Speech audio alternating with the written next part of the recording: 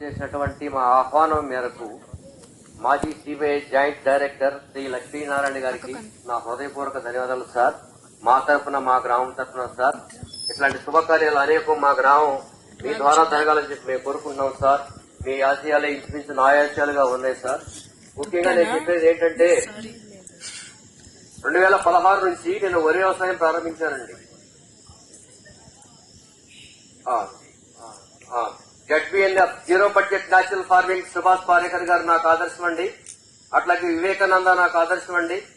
అభ్యుదయ భావాలతో నేను సమాజం ముందుకెళ్లాలి, అందరం కలిసికట్టుగా ఉండాలి, ఆనందంగా బతకాలి, రాగద్వేషాలు లేకుండా బతకాలి అనేది నా నానుడి. దానికోసం నేను కృషి చేస్తా ఉంటే 2 సంవత్సరాల పాటు ఎవరు కూడా నన్ను ఎగతాళి చేసేవాళ్లే తప్పితే, అంటే ఎప్పటికి కూడా నా ప్రయాణం 1000 మైళ్ళండి. ఇంకా ఒక్క అడుగు కూడా నాకు ముందు పడలేదు. అయితే దానికి ఇన్స్పిరేషన్ గా ఇప్పుడు ఇక్కడ నాకు మన కన్యదార దాదాజీ గారు వారి 60 సెంట్లని డెవలప్మెంట్ కోసం, ప్రకృతి డెవలప్మెంట్ కోసం మన ఐసీఆర్పీ విజయ్ కుమార్ గారు వారు రికమెండ్ చేసేసి ఈ విధంగా మీరు డెవలప్ చేయండి మీ గ్రామాన్ని, మీ రైతులందరినీ కూడా మోటివేట్ చేయండి అనే సంకల్పంతో నేను దృఢ సంకల్పాన్ని విడవను. ఎందుకంటే ఒక గొప్ప కార్యం సాధించాలి అంటే చాలా కష్టాలుంటాయి.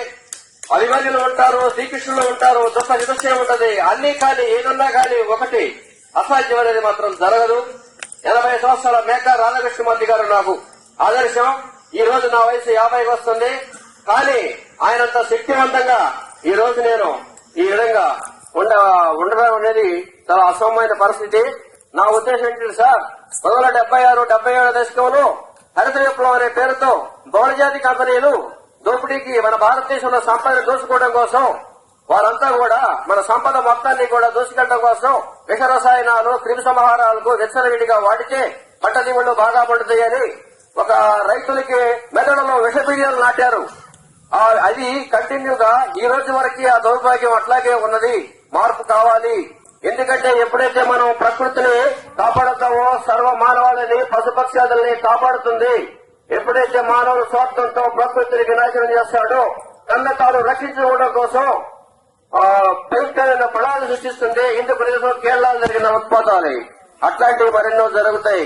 సార్, నా ఉద్దేశం ఇప్పుడు ఈ ప్రకృతి వ్యవసాయం అనేది చాలా ఒక ఆధ్యాత్మికమైన వ్యవసాయము. కానీ దీనికి కనీసం ఒక పాటలోకి రావాలి అంటే కనీసం 3 సంవత్సరాల సమయం తీసుకుంటుంది. అప్పటిదాకా సహనంతో మనమంతా ఉండాలి. కొన్ని పెద్దలు రాధాకృష్ణమూర్తి గారు లాంటి వారు ఇట్లాంటి సలహాలు సూచనలు చేస్తే బాగుంటుందని, సమయాభావం లేనందువల్ల సార్ మాట్లాడాల్సింది చాలా ఉంది కాబట్టి దయచేసి వారు ఇప్పుడు మోటివేషన్ స్పీచ్.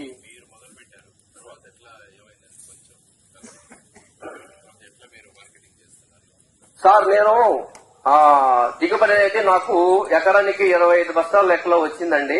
అయినా గానీ దానివల్ల నాకు మార్కెట్ లో కేజీ బియ్యం 65 రూపాయలకి నేను మా బంధువర్గం ద్వారా మేము సప్లై చేయడం జరిగింది సార్. దానికి ఈ రోజుకి ఇప్పటికి కూడా బెంగళూరులో నా మిత్రులు ఉన్నారు. ఈ రోజుకి నా బియ్యం ఉన్నాయి సార్. ఆర్గానిక్ బియ్యం కేజీ 65 రూపాయలకి నమ్ముతున్నాను. ప్రతిసారి ఇప్పుడు ముఖ్యంగా నేను చేయబోయేది, ఈ రోజు మీరు ఒక సువర్ణ హస్తాలతో 2 వృక్షాలను ఇక్కడ మీరు నాటారు. ఆ వృక్షాలు చిగురించి మహావృక్షాలు అవుతాయి. కానీ ఇక్కడ ఒక అందమైన ప్రకృతి, ఆహ్లాదకరమైన ప్రకృతి మనం తయారు చేయాలని నాకు దృఢ సంకల్పము.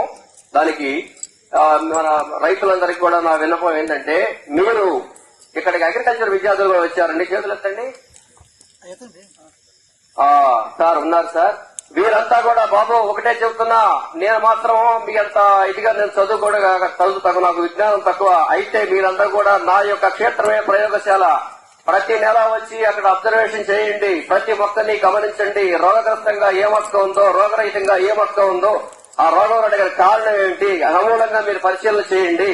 దానివల్ల ద్వారా ప్రతిసారి ఇప్పుడు, ఎందుకంటే ఇక్కడి నుంచి రిజల్ట్ ఇప్పుడు బిగినవుతుంది. ఇది డైరెక్ట్ మార్కెటింగ్. ఉత్పత్తిదారుడి నుంచి మనము వినియోగదారుడికి వెళ్ళాలి. దళారీ వ్యవస్థ ఎక్కువైపోయింది. అంతర్గతంగా మనకున్న ముఖ్యమైన సంపద ఈ రోజు గ్రామాల్లో సంపద పట్టణాలకు వెళుతుంది. కానీ పట్టణాల్లో సంపద గ్రామాలకు రావాలి. దానికి దేశానికి మీరు రేపటి పౌరులు, మీ బాధ్యత మీకుంది. దానికోసం మీరు నా వ్యవసాయ క్షేత్రాన్ని దర్శించి, అట్లాగే ఇక్కడున్న తోటి రైతులందరూ కూడా మీరు ఎప్పుడు ప్రతి నెల వచ్చి, నేను ఇక్కడ జరిగిన ప్రతి ప్రోగ్రెస్ సార్ లక్ష్మీనారాయణ గారికి ఎప్పటికప్పుడు రిపోర్ట్ నేను పంపుతాను. దాంట్లో సాధక భాగాలు ఉంటాయి, అన్ని ఉంటాయి. అన్ని మనందరం భాగస్వామ్యం చేసుకోవాలా, ఒకరికొకరు సమిష్టిగా. గ్రూప్ డిస్కషన్ ముఖ్యం. గ్రూప్ డిస్కషన్ అనేది ఉంటే ఎట్లాంటి సమస్యలైనా మనం పరిష్కరించగలుగుతాము. అది ముఖ్యంగా నేను విన్నవించుకునేది. ఈ అవకాశం నాకు ఇచ్చినందుకు మీ అందరికీ హృదయపూర్వక ధన్యవాదాలు సార్. రైతు సోదరులందరికీ మా ధన్యవాదాలు సార్.